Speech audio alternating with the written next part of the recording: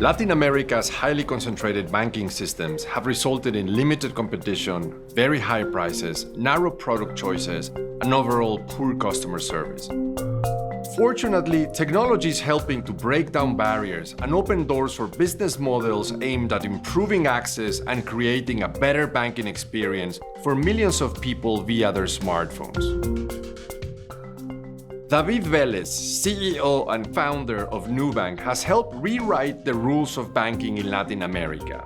He founded Nubank in 2013 after a frustrating banking experience of his own and has since led its growth to become one of the world's largest digital banks, attracting 60 million customers almost entirely through word of mouth. As an analyst covering financial institutions in Latin America, I was interested in speaking with David. So I traveled to Nubank's headquarters in Sao Paulo to learn more about Nubank and David's vision for the future of banking.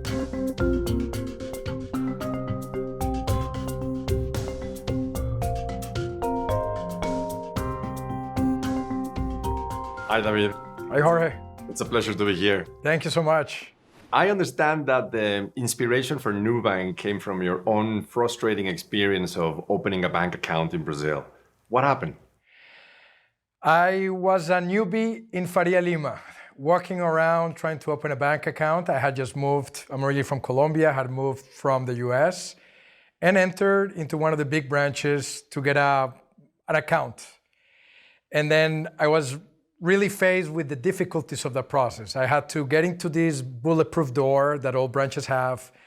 I had my keys and my cell phone on my pocket, and so the alarm started sounding. I had to get out, had to leave everything I had in a locker outside the branch, walk back in, wait 40 minutes to talk to somebody that didn't really want to help me, almost beg to get a simple bank account. And that was just the beginning of a process of 4 to 5 months. But then it had hundreds of reais in fees per month. And it just blew my mind how it was possible that some of the most profitable banks in the world were treating customers that way. It was a very typical experience at that time. So not everyone has a bad day at a bank branch, walks out and decides to start a global digital bank. Where does that entrepreneurial spirit come from?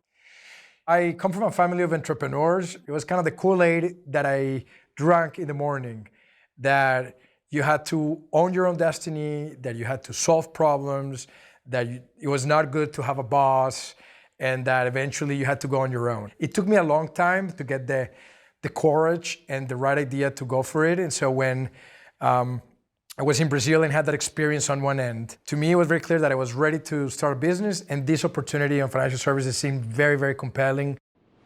Here we are, a decade later, and Nubank is one of the largest digital banks in the world with 60 million customers. What is it about Nubank that resonates with so many people? So there are a lot of different things, but I would say ultimately that it's a very simple insight, which is people like to be treated well. Few companies actually execute on that insight. They become too concerned about their bottom line, competition. We wanted to build a company that was obsessed about the consumer experience. And so out of that insight, we build an entire company, and that drives every decision, from the type of people that we hire. Are these people excited about the mission of serving customers? The products that we design and the way we design it, this core insight just drives effectively everything we do on a day-to-day basis, and that's why we end up with one of the highest net promoter scores in the world, which ends up being a leading indicator to our growth, to our profitability, and to ultimately every single aspect of the business. And is growth coming from people that are first-time users of the financial services industry, or people that are moving away from the traditional banks out of similar frustrations? The opportunities with both. You have in Latin America something like 450 million customers that have banks and 250 or 200 that have no bank. For the people that have banks, they want more options. Brazil had 5 banks that own 85, 90% of the entire market. Mexico the same, Argentina the same, Colombia the same. So the people that are banked are overpaying and they deserve better products. The people that are unbanked have no option. So we see ourselves as having a very significant social impact as the moment that some of the most important companies in Latin America start seeing competition and have to fight for their customer, then that forces them to be better. So initially, when we launch a new country, most of our customers are banked customers that had other options and are coming with us because we offer them a better product at a lower cost. Eventually, as we build a brand and we start expanding, we start getting into a lot of the unbanked population, people that were never served in banks. They didn't even have the luxury of going through the experience that I went.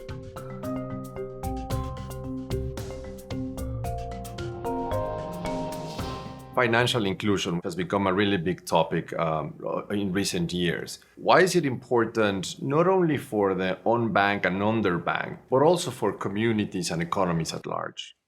Well, financial services is a core service for any society. And so having a third of the population being completely outside the system, which generally means getting access to really bad products, the most expensive loans, black markets, is a really poor outcome for any developed country.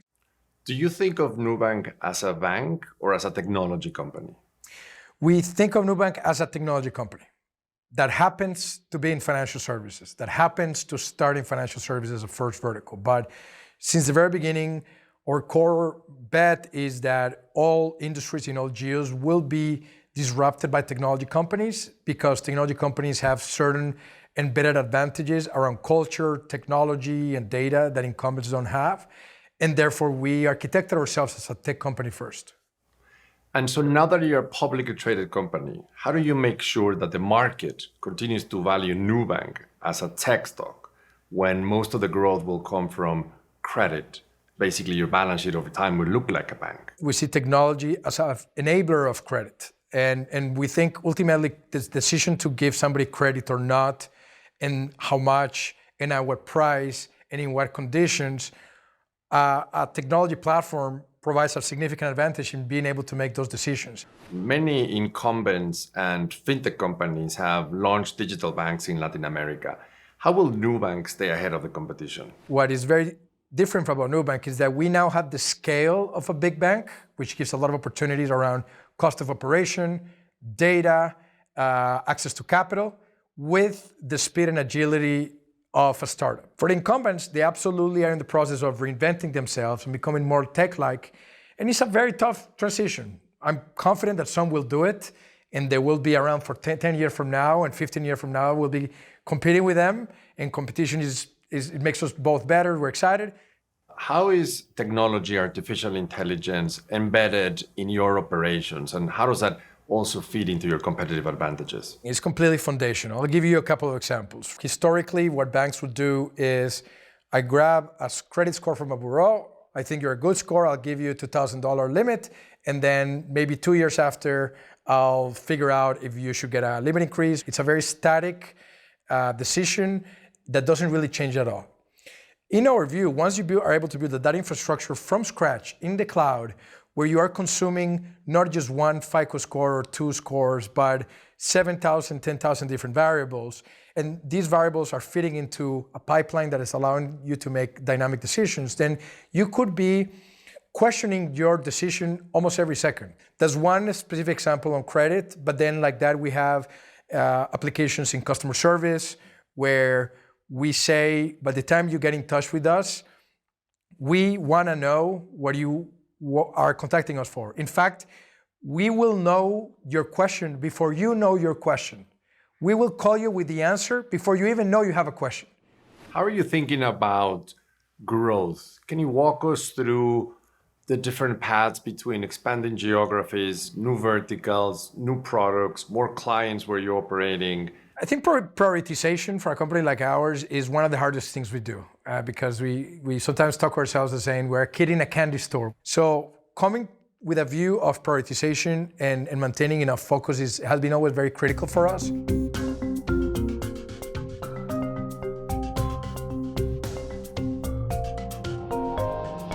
Part of your mission statement is fighting complexity to empower people. Are there any other industries beyond financial services where you can do that and where Nubank has a role? Everywhere. Complexity is everywhere. And if you're in Latin America and you go out of your apartment and you try to get a transportation and then you try to get a government service or get a new cell phone, you'll find complexity everywhere. From getting a mortgage or an auto loan to getting a credit card. So there is a lot for us to expand in financial services.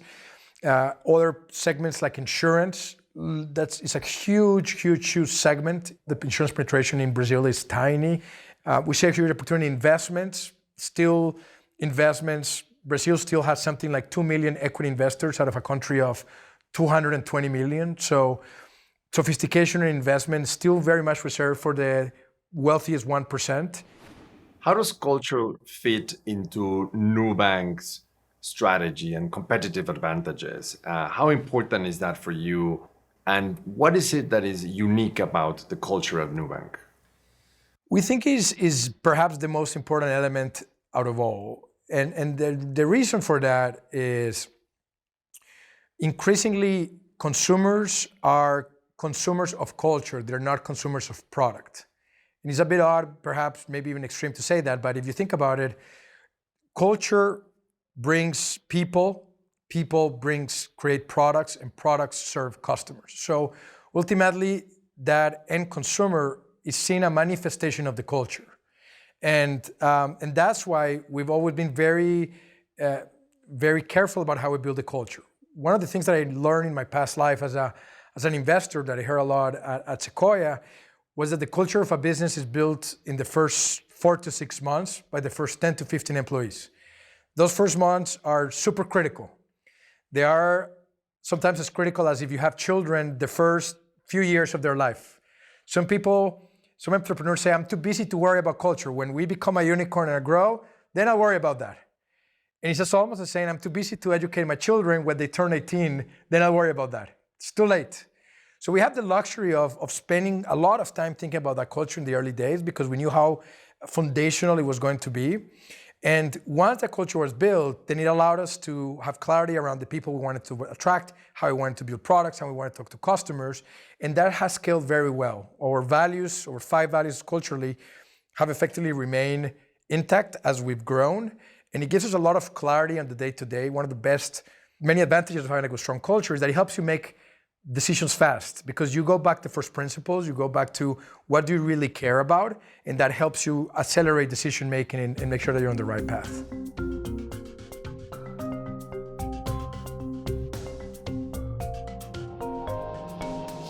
One last question from me.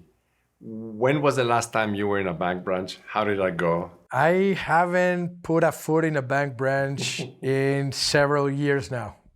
And what's interesting through a pandemic is that they were all closed, so people couldn't even go. So we started getting a lot of customers in their 80s and 90s opening Nubank bank accounts.